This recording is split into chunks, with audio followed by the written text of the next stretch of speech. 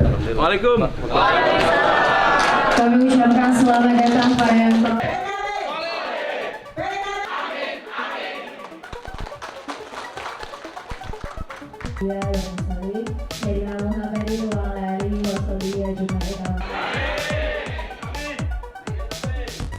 Bapak Sesumsel, seluruh fungsionaris, baik pengurus PWNU, alhamdulillah.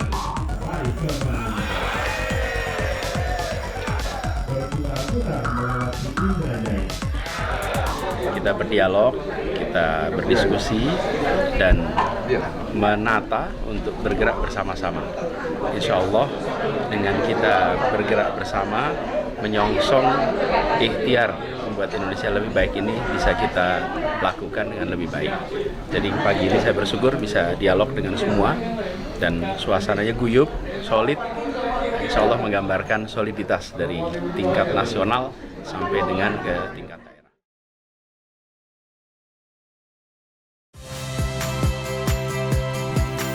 Saya Tifa Solesa.